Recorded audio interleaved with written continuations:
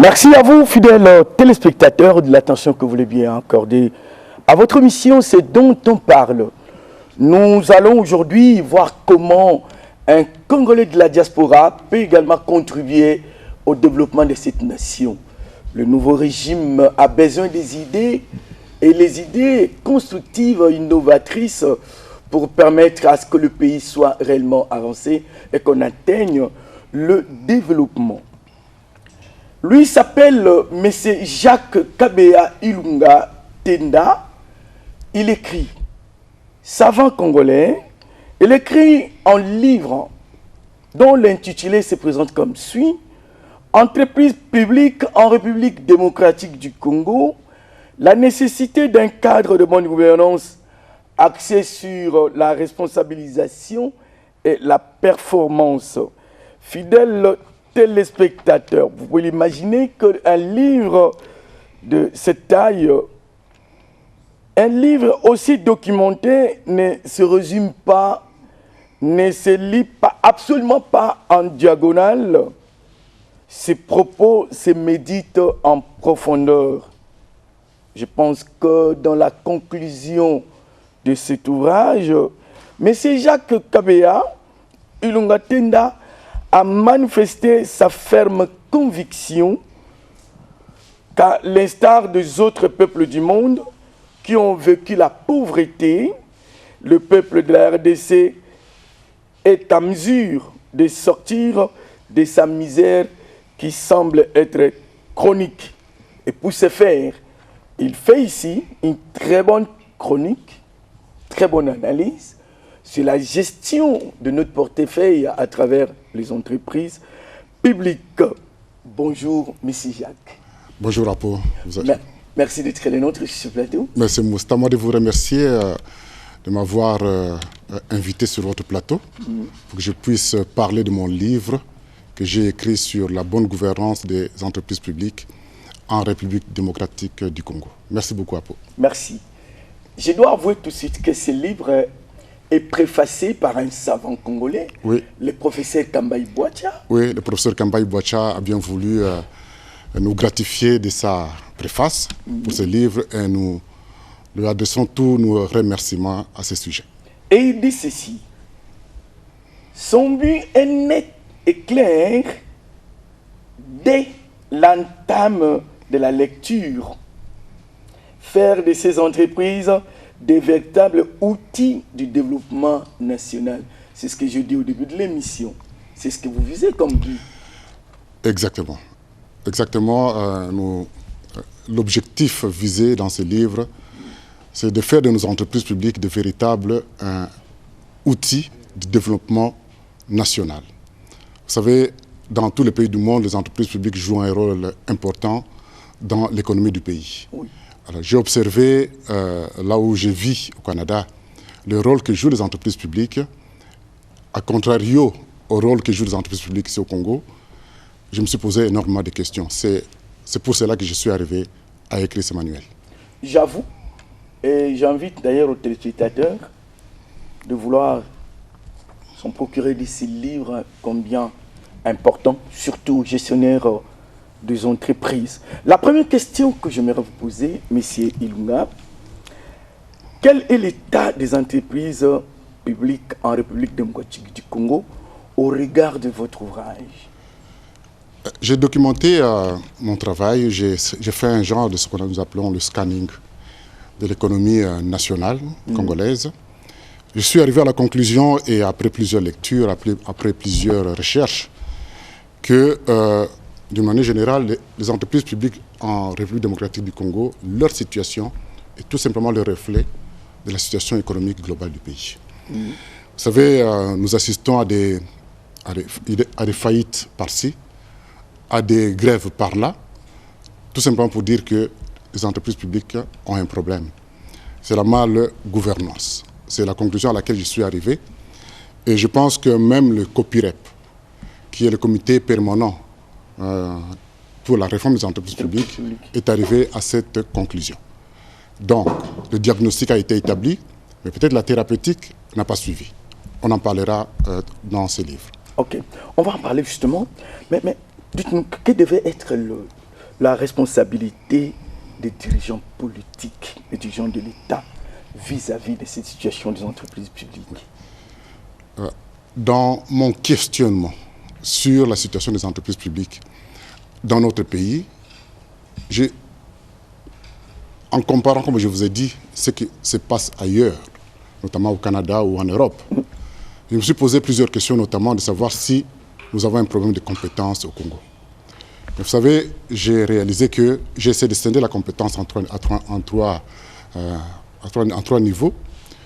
J'ai parlé de compétences rationnelles. Et je vous dis, de ce côté, nous n'avons aucun problème. Je pense que le Congo a suffisamment de cadres, suffisamment de jeunes gens ou de gens formés, aussi bien localement au Congo qu'à l'extérieur, qui sont à mesure de donner au Congo le rôle, si vous voulez, dont le pays a besoin. Là, c'est la compétence rationnelle. Donc, il n'y a pas de problème de ce côté-là. Il n'y a pas d'incompétence rationnelle. Je vais à un deuxième type de compétence. J'ai parlé de la compétence émotionnelle. Compétence émotionnelle, vous savez, c'est tout simplement, vous êtes dirigeant d'une entreprise, vous êtes dirigeant d'une institution, et l'émotion ou votre capacité à capter la situation de vos employés, de votre environnement. C'est cet élément, cette émotion, cette intelligence qui manque à nos entreprises. Vous avez des chefs d'entreprise qui sont grandement payés, vachement bien payés, alors que les employés, trop riches même, qui construisent des bâtiments, qui construisent des immeubles par-ci par-là, oui, alors que les employés sont très, très pauvres.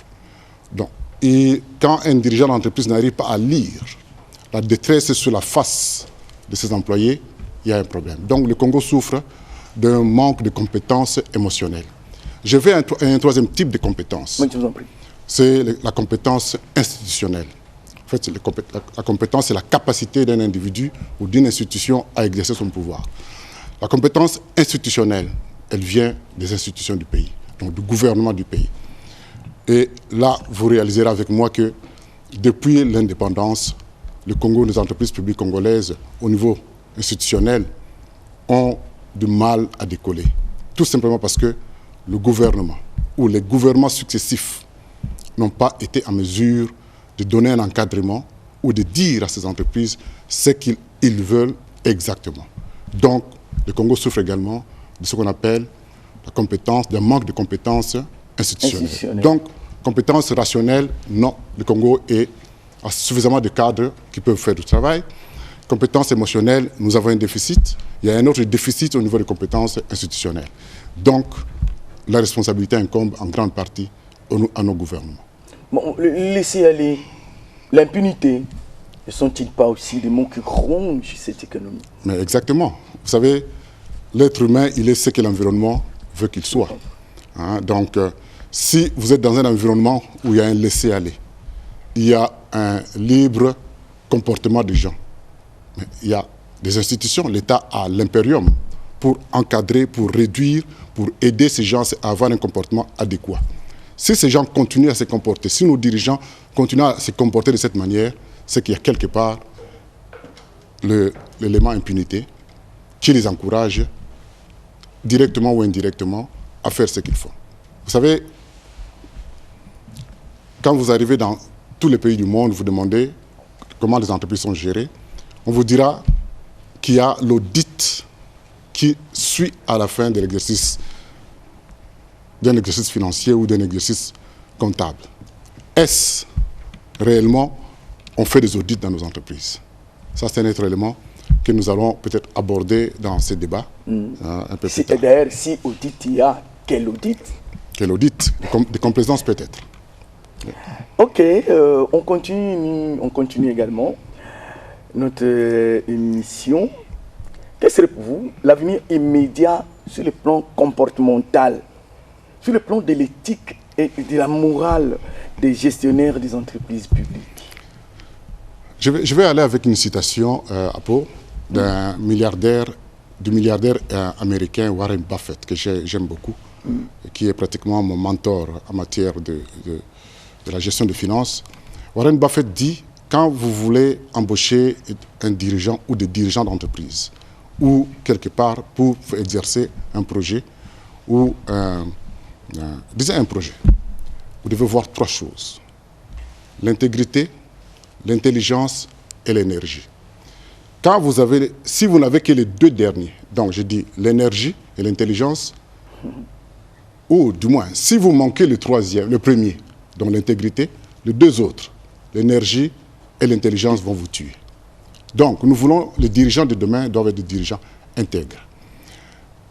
Dans mon cadre de la bonne gouvernance, j'ai énuméré 6 éléments qui devraient être des éléments clés de la bonne gouvernance des entreprises en RDC. J'ai parlé de l'orientation stratégique, j'ai parlé des résultats et de la performance, j'ai parlé de la responsabilité, de la responsabilisation, je voulais dire.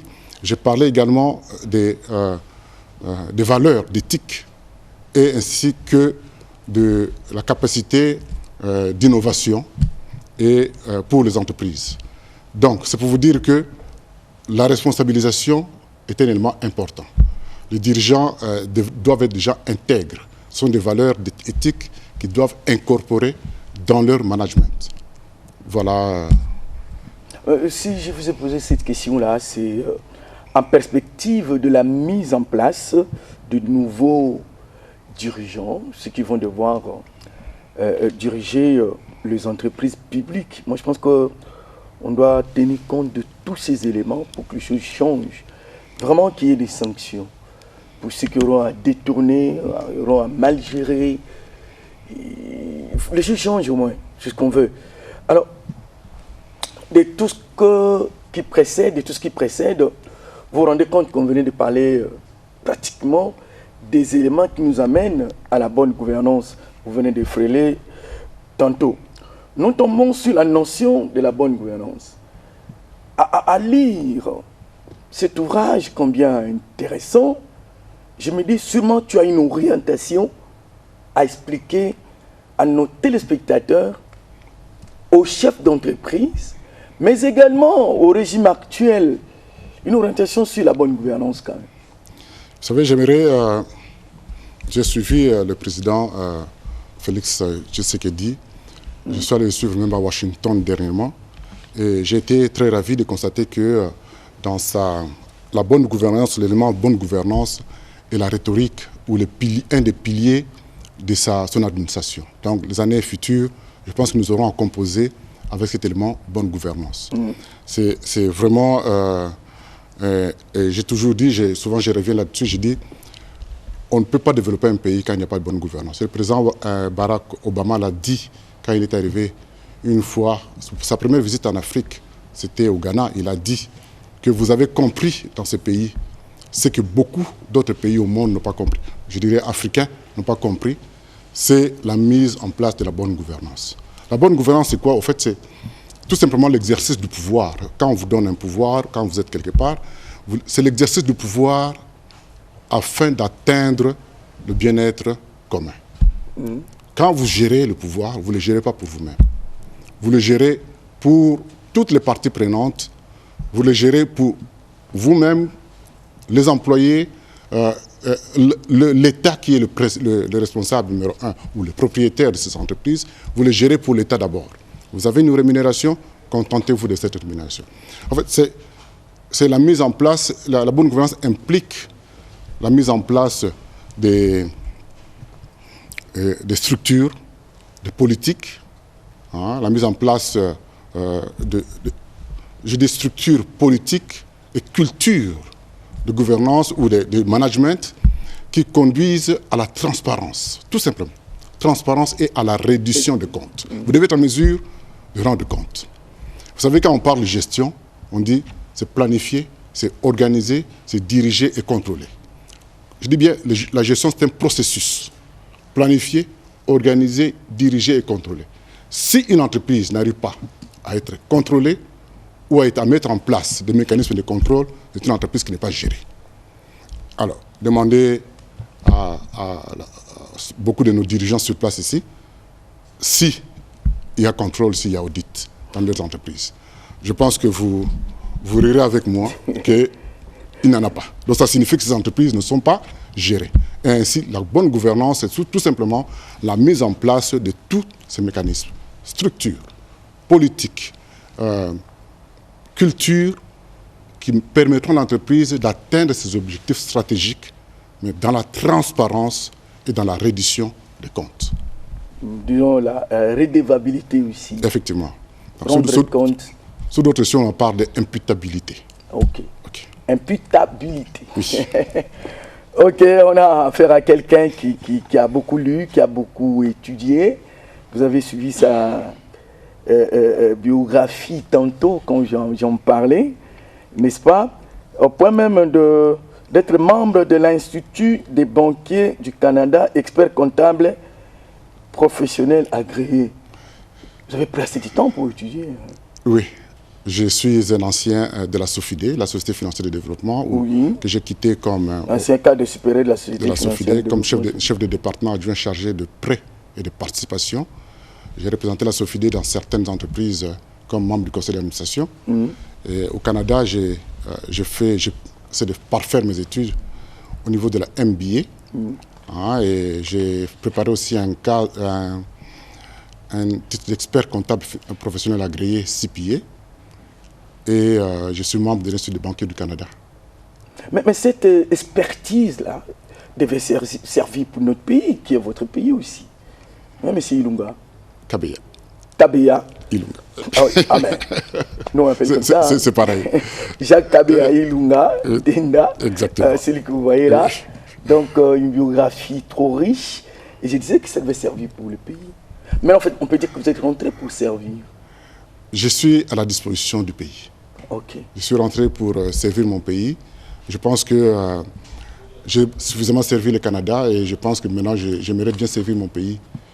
J'ai eu ce que j'ai eu au Canada comme connaissance et le pays en a besoin. Oui, le pays en a vraiment besoin.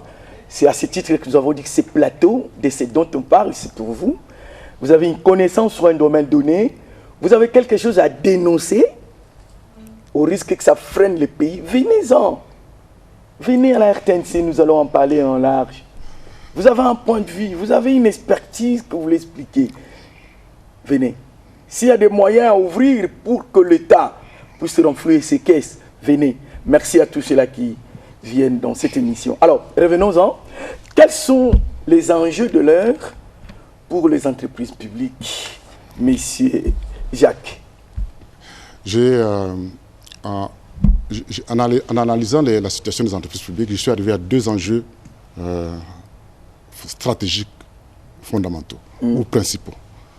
Il y a la responsabilisation et la performance. Je commencerai par la performance et la responsabilisation. La performance, c'est les résultats auxquels arrivent les entreprises pour permettre aux entreprises de revivre. Vous savez, quand nous étions un peu plus jeunes, on a suivi, à cette époque-là, il y avait de grandes entreprises. Il y avait Air Zaïre, qui était la première compagnie aérienne d'Afrique. Mais elle a disparu. Ce n'est pas parce que les Congolais ne sont pas compétents ou les Congolais ne savent pas ce qu'ils doivent faire, mais c'est parce qu'il y a eu des lacunes quelque part. J'ai parlé de la compétence institutionnelle. Donc, on avait la SEMZ, où il y avait de grandes entreprises qui faisaient la fierté du Congo, ou du Zaïre à cette époque-là. Aujourd'hui, il n'y en a pas. Je suis revenu, j'ai trouvé que le marché est inondé par les expatriés, ce n'est pas mauvais. Mais j'aurais voulu voir les hommes d'affaires congolais se lancer dans les affaires, voir les entreprises congolaises ou publiques congolaises florissantes. Malheureusement, quand j'arrive, j'apprends qu'on a suspendu un PDG, j'apprends qu'il y a des grèves, et ceci est général. Général, quand vous allez voir, c'est dans toutes les entreprises la même situation. Les états financiers ne sont pas présentés à l'heure, et même quand ces états financiers sont présentés, ils sont présentés plusieurs temps après, donc ça signifie qu'ils ne sont plus pertinents et ne servent plus à rien. Ceci doit s'arrêter. On devrait arrêter avec cette manière de faire les choses, avec cette culture de business, pour arriver à une culture de performance. Une culture où on travaille pour les résultats. C'est ce que j'appelle obligation du résultat. Okay. Tu ne peux pas être directeur général d'une entreprise quand tu n'as pas donné des résultats. Ça ne sert à rien. Je le fais une année, deuxième, troisième année, je dépose ma démission. Parce que le directeur général doit être en mesure d'apporter des résultats. Le conseil d'administration doit être en mesure de nous donner des résultats. Au niveau de la SNEL, au niveau de la régie des eaux. Si vous donnez, vous alimentez la population avec de l'eau sale, ce n'est pas le résultat. Si vous alimentez la population avec des coupures tout le temps, il y a un problème. Regardez-vous dans les yeux et si vous êtes courageux, présentez votre démission. Si vous êtes incapable de faire votre travail. Oui, vous parlez aussi de stratégie opérationnelle. Oui, j'ai parlé je m'excuse, j'aurais dû continuer ma pensée. Je vous en prie. J'aurais dû parler, j'ai parlé de deux... responsabilisation. J'ai parlé de deux enjeux importants. Le résultat, donc la performance et la responsabilisation. La responsabilisation, c'est tout simplement chaque personne qui fait son travail doit être en mesure de répondre de ses actes. C'est là où je parle d'imputabilité. Vous devez être en mesure, après un résultat, pas de faux fuyants. Ne dites pas que c'est mon adjoint, c'est ma secrétaire, c'est APO, c'est l'environnement. Non, vous-même. L'environnement doit vous aider en tant que... C'est là où je parle qu'un gestionnaire doit être un stratège. Ça, c'est l'enjeu stratégique, ou les enjeux stratégiques, il y en a deux. Je vais au niveau des enjeux opérationnels. Au niveau des enjeux opérationnels, les structures en place dans votre entreprise, la culture de gestion dans votre entreprise, votre leadership dans votre entreprise, c'est ça les enjeux opérationnels. C'est quoi, qu'est-ce que vous avez mis en place pour permettre à l'entreprise d'atteindre ses objectifs stratégiques. Ça, c'est le niveau opérationnel. Oui. Et vers la fin, je parlais de gestionnaire de demain, qui doit être non seulement un gestionnaire, pas seulement un gestionnaire, mais il doit être aussi un stratège. Un stratège, c'est quelqu'un qui, tu analyses ton environnement, tu regardes les opportunités que t'offre ton environnement, tu regardes les menaces que t'offre ton environnement. En analysant cette situation, tu les mets en congruence, en arrimage, si vous voulez, avec les forces et les faiblesses de votre entreprise. Vous aiderez votre entreprise à se maintenir en vie, vous aiderez l'État congolais à avoir des entreprises compétentes et performantes. Je pense que nous avançons calmement avec toutes ces théories que les gens doivent comprendre aujourd'hui qu'il y a lieu de mieux diriger les entreprises publiques. Dans quelle direction voyez-vous la refondation, sinon la réforme? Vous avez insisté plus sur la performance et vous avez fait allusion à la réforme COPIREP. Pour quel résultat? Oui, le COPIREP, c'est la volonté y était. Hein. Je pense que la volonté y était en créant le COPIREP, c'est parce qu'on a pensé que les entreprises publiques congolaises devraient être réformées. On devrait réformer les entreprises publiques congolaises. Le diagnostic a été fait. On est arrivé notamment, je crois, à la même conclusion que moi, qu'il y avait un problème de performance. Malheureusement, le diagnostic n'a pas cadré avec la thérapeutique. On s'est retrouvé avec, c'est un peu comme qui dirait, c'est de la poudre de perlimpinpin, comme on dit. Donc c'est un remède qui ne porte pas des résultats réels. C'est ça qui a été fait au niveau des COPIREP. Donc le COPIREP, c'est embourbé dans des réformes telles que administratives, je dirais, changement de nom, changement de type d'entreprise. C'est-à-dire on parle des entreprises commerciales, ainsi de suite, tout ça là. Mais les nœuds, le creux, la réalité du problème n'a pas été touchée. La réalité, c'est la bonne gouvernance. Donc, c'est pour là que je propose ces cadres de bonne gouvernance axés sur la responsabilisation et la performance, qui sont effectivement des enjeux principaux. Mais pourquoi vous dites dans votre ouvrage que la privatisation des entreprises publiques en RDC n'est qu'une fuite en avant?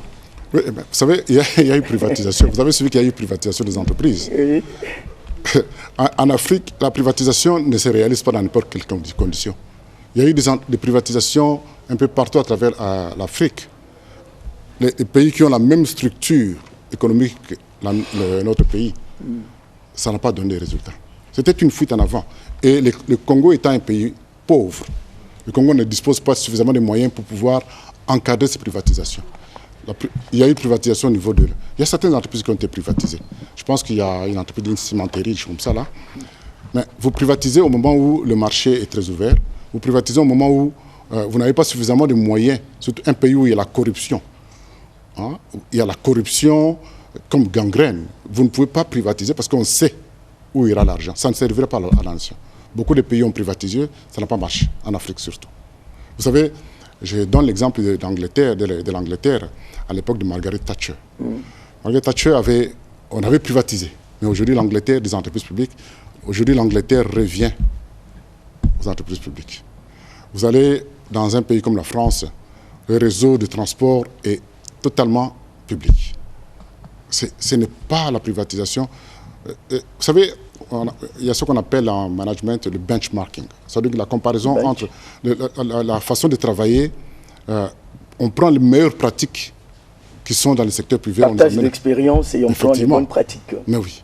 Donc les meilleures pratiques de gestion, on peut les avoir dans les entreprises. Je vous ai dit qu'on n'a pas de problème de cadre. Le Congo je parle avec les Congolais. J'ai travaillé à la Sophie, j'ai rencontré les hommes d'affaires, j'ai rencontré des gens. Je sais que nous avons des cadres. Le problème est ailleurs, comme je vous ai dit. L'intelligence émotionnelle ou la compétence émotionnelle, la compétence institutionnelle. Il y a un autre élément. Je voudrais que vous nous montriez sur ce plateau, au regard de vos écrits d'ailleurs, que les sociétés d'État dans le monde constituent un instrument de développement. Oui. Mais ce n'est pas le cas avec nous aujourd'hui. Oui, vous savez, l'État, dans ses responsabilités régaliennes, la police, l'armée, la santé publique, ainsi de suite, l'État ne peut pas tout faire. Il prend les entreprises, il crée des entreprises publiques. À l'époque coloniale, à l'époque belge, il y a eu des sociétés à charte. Ces sociétés ont fait le bonheur de la colonie. Oui. C'était des sociétés, des entreprises publiques. Leur contribution au niveau du budget national, en termes de pourcentage ou en termes de valeur nominale, la contribution était importante. Mais pourquoi aujourd'hui le Mundele est parti? Pourquoi? Je dis bien depuis l'indépendance. Il n'y a pas à fustiger un régime donné. Non, c'est depuis l'indépendance que nous n'arrivons pas à décoller. Est-ce parce que Mundele a l'équipe Somayel? Nous sommes avec eux.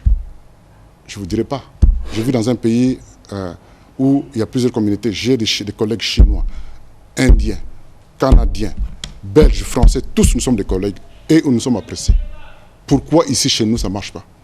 C'est parce que, vous savez, ces pays-là, la seule différence entre nous et eux, c'est qu'ils sont organisés. Moi, je ne dis pas que ce sont des pays organisés. Ok. Tout simplement. Alors, ils s'organisent et nous organisons nous aussi. Commençons. Moi, dans mon domaine, je ne veux pas d'entreprise publique parce que je maîtrise bien les secteurs. Chacun dans son domaine peut faire quelque chose et nous allons nous organiser. Nous souhaitons, avec le nouveau régime, avec la nouvelle administration en place, et je vois la volonté du président Félix Tshisekedi. Vraiment, le Congolais va rentrer au travail et nous allons développer notre pays. Et nous allons développer notre pays. Je voudrais que nous rentrions encore sur la bonne gouvernance. Oui. Les 8 éléments que vous avez énumérés là, nous vous donnons le temps. 6 éléments. 6 éléments, excusez-moi. Oui. Ah voilà, je suis allé en 8. Peut-être vous allez en créer d'autres. Nous allons, élément par élément, expliquer un peu ceux qui nous suivent, ce qu'on peut comprendre par ces 6 éléments de la bonne gouvernance. Exactement. C'est ce que je propose pour les entreprises. Bien sûr, c'est ce que vous proposez pour les entreprises publiques. Je propose la mise en place d'un cadre. C'est là où Revenons à mon diagnostic. Oui. J'ai parlé de la cause de l'échec. Je n'ai pas dit que ce sont les cadres. J'ai parlé, disons les Congolais. J'ai dit c'est l'échec, le déficit institutionnel, donc qui est la base de tout, donc l'État. Alors j'ai dit l'État devrait mettre en place un cadre pour les entreprises publiques, un cadre de bonne gouvernance axé sur la responsabilisation et les résultats et la performance. Oui. Alors j'ai mis en place, consécutivement à cela, j'ai mis en place un cadre. J'ai proposé un cadre de bonne gouvernance qui comprend le premier qui comprend 6 éléments. Oui. Et le premier élément, c'est l'orientation stratégique. Vous savez, vous ne pouvez pas commencer une gestion sans avoir réfléchi sur qu'est-ce que vous allez faire. On ne peut pas vous donner une entreprise, vous venez le matin, vous ne savez pas ce que vous devez faire. Vous devez définir, donner une orientation stratégique, c'est-à-dire donner votre vision. Vous connaissez la mission de l'entreprise. Donnez votre vision de l'entreprise. Qu'est-ce que vous voulez? Quand on dit vision, c'est quoi? C'est l'image mentale de ce que je veux, où je veux amener l'entreprise. Donc, je suis aujourd'hui, en 2019, je me dis, en 2025, j'aimerais que mon entreprise soit X ou X. Donc, ça signifie que j'ai une vision de cette entreprise. Oui. Quand j'ai donné la vision, maintenant, je veux que l'entreprise soit la meilleure à Kinshasa. OK. Mais alors, avec cette vision, je me fixe des objectifs maintenant. Pour qu'elle soit la meilleure, il faudrait que mes employés, le dernier de mes employés, aient un salaire, prenons, de $500. Les résultats doivent être au niveau de la vente, nous devons atteindre X montant. La satisfaction de mes clients doit être à tel niveau. J'ai défini tout cela. Donc là, ce sont des objectifs stratégiques. Donc, j'ai l'orientation stratégique. Après, j'ai un autre élément que j'ai défini vers la fin, parce que l'orientation stratégique, c'est au début.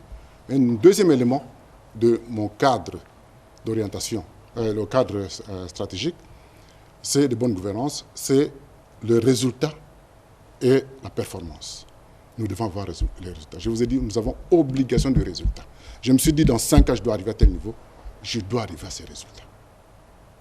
Je dois arriver à ces résultats, bien sûr. Rien n'est coulé dans le béton. Mais est-il que je peux régulièrement essayer un peu de revoir mes stratégies pour arriver à un résultat qui ferait de moi, suivant ma vision, la meilleure entreprise à Kinshasa, au Congo. Ça, c'est les deux éléments. Donc, j'ai dit orientation stratégique et j'ai parlé de résultats et performance. Je reviens maintenant au milieu, parce qu'il y a 6 éléments. Je parle de valeurs de gouvernance. Il y a les valeurs éthiques et les valeurs professionnelles. Le comportement que devront avoir mes employés. Le comportement que je devrais avoir moi-même vis-à-vis des employés. La culture de gouvernance que je dois mettre en place. Tout ça, c'est à moi de le concevoir. Donc, ce sont des éléments que je me donne. Troisième élément, j'ai dit la responsabilisation. Après, vous êtes là. Ne me donnez pas des explications sur ce que vous faites. Donnez-moi les résultats. Voilà. Vous savez, je dis souvent à mes enfants, quand papa demande quelque chose, je préfère que vous me donnez des résultats. Ne me dites pas, non, je n'ai pas pu faire ceci. Non, donnez-moi les résultats. C'est ce que j'aime. Le quatrième élément, le cinquième élément, ça c'est le cinquième élément. Le sixième élément, c'est l'innovation. Un gestionnaire doit être à mesure d'innover. Régulièrement, c'est ça le stratège. Chaque année est à mesure d'innover. Voilà un peu mes 5 éléments de mon orientation. Mes 6 éléments de mon cadre de bonne gouvernance. Hein? Non, je ne marchande pas. Moi, j'avais extrapolé. D'accord. Les 6 éléments de stratégie. Oui. On peut dire les 6 stratégies. Les 6 éléments. 6 éléments. Les 6 éléments de cadre d'orientation, des cadres de bonne gouvernance. OK. Qui sont en fait, c'est quoi? Ce sont les attentes. Donc, c'est là où je dis, le gouvernement devrait être en mesure d'imposer ces 6 éléments de gouvernance aux entreprises.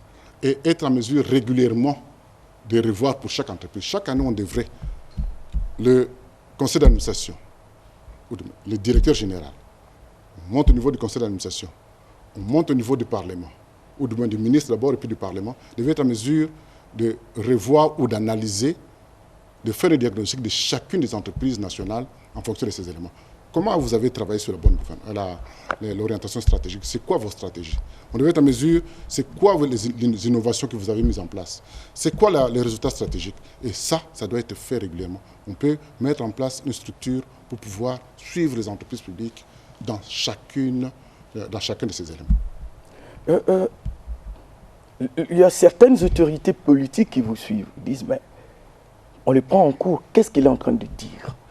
Comment pouvez-vous résumer? Mais je parle de ce qui s'est fait et ce qui doit être fait. Quelqu'un qui te prend en cours comme ça, oui. Il n'a pas suivi l'émission à son début, oui. Il dit, mais qu'est-ce qu'il dit? Et quand je vous pose cette question-là, il est content, il dit, ben voilà, je vais comprendre le résumé. Oui. Ben, ce que j'ai dit, c'est que nous assistons malheureusement à une décadence de nos entreprises publiques en République démocratique du Congo. Et ceci ne date pas d'hier, ça date de plusieurs années depuis l'époque coloniale. Alors que les entreprises publiques à l'époque coloniale ont contribué grandement au budget et au développement du Congo belge à l'époque. Voilà qu'aujourd'hui, ces entreprises deviennent des pesanteurs, des feuilles mortes de l'économie. L'État doit les subventionner à coup de dollars. Et quand l'État ne le fait pas, il se pose des problèmes au niveau général, au niveau social des entreprises. Vous savez, il y a un autre élément, quand vous regardez comment l'État a démissionné, même, je dis, le reflet des entreprises publiques, c'est le reflet de la société économique générale du pays. Chaque entreprise se crée un hôpital. Ce n'est pas de ces attributions. Vous vous déviez de votre rôle ou de votre mission. Vous devez créer maintenant un hôpital ou un dispensaire pour pouvoir soigner vos employés. C'est de l'argent mal orienté, l'argent qui va ailleurs. On aurait dit utiliser cet argent pour le développement de l'entreprise. L'État devrait construire des hôpitaux, avoir des cartes d'ayant droit. Quand quelqu'un est malade, il va à l'hôpital général. Quand quelqu'un est malade, il va dans l'hôpital public. Ah oui. Ce n'est pas l'entreprise d'avoir son hôpital. Quand vous devez investir dans un hôpital, quand je travaillais à la Soufidé, on avait un centre médical hyper équipé. Tout était là. On souffrait de rien. Mais c'était le rôle de la Soufidé. Cet argent, on devrait l'utiliser, on pouvait l'utiliser dans le financement des entreprises, donc dans des projets. Mais vous comprenez, alors, parce que l'État ne pouvait rien faire. Les transports, l'entreprise doit acheter des autobus. Mais les transports, je me réveille le matin pour aller à mon service. Si je ne prends pas mon auto pour aller au travail, je prends l'autobus. Ça, c'est le rôle de l'État. Donc, les entreprises publiques sont le reflet exactement de la situation générale du pays. Attendons, et je suis confiant qu'avec la nouvelle administration, nous allons nous en sortir. Alors, devant cette situation, j'ai proposé un cadre de bonne gouvernance pour ceux qui me suivent, qui m'ont pris en route. J'ai proposé un cadre de bonne gouvernance qui aidera nos entreprises à s'en sortir. Et c'est sûr, on s'en sortira. Je suis confiant et je suis positif. Ok. Vous avez déjà un numéro de Kinshasa ici? Vous savez, j'ai un numéro, mais je ne retiens pas mon numéro en moi. À moins que... attendez, je vais voir. Je pense que je l'ai écrit quelque part. Oui. Ah, oui. C'est 082 oui. 062 46 77. Reprenez. Jacques Kabeya. Reprenez encore. 082 062 46 77. Pour ce qui est de mon livre, il peut être acheté à l'Harmattan. Je sais que, en principe, ça s'achète en allant en ligne, mais il faut aller avec les conditions locales ici. Je m'arrangerai avec... j'enverrai des livres, j'achèterai une bonne quantité de livres que j'enverrai ici pour que ça puisse être utilisé par tout le monde, par nos étudiants. Même au centre Gémonia, pour acheter ça chez le professeur Kambaï Boacha. C'est possible. Fidèles téléspectateurs, moi je vous invite à la découverte, sinon à la lecture de cet ouvrage, combien riche, surtout aux chefs d'entreprise. D'en avoir également, il y a beaucoup de notions, beaucoup de stratégies alignées, écrites pour une bonne orientation de la gestion. Je ne sais pas comment vous remercier. Et tous les plaisirs. De vouloir... Et pour moi, en tout cas. Non, le plaisir est partagé. Merci beaucoup. Partagé. Merci beaucoup, Apo. Bon, voilà. À moins que vous ayez un dernier mot pour aujourd'hui. Je pense que je dirais merci aux téléspectateurs également de m'avoir suivi. Et je pense qu'ensemble, nous pouvons rebâtir notre pays. Et vous donnez cette chance à la RDC? Ah oui, c'est sûr. On va s'en sortir. C'est une question de volonté, tout simplement. Question de volonté. Ok. Question de volonté, ça sort de l'auteur Jacques Kabeya Ilunga Tenda. Entreprise publique en République démocratique du Congo, la nécessité d'un cadre de bonne gouvernance axé sur la responsabilisation et la performance. Voilà ce qui a constitué notre entretien dans ce dont on parle. On voulait juste parler de l'économie, parler des entreprises publiques qui aujourd'hui ne donnent plus rien. La plupart sont tombés en faillite. Vous voyez des gens en grève par-ci, par-là, 6 mois d'impaiement, 53 mois. Que se passe-t-il?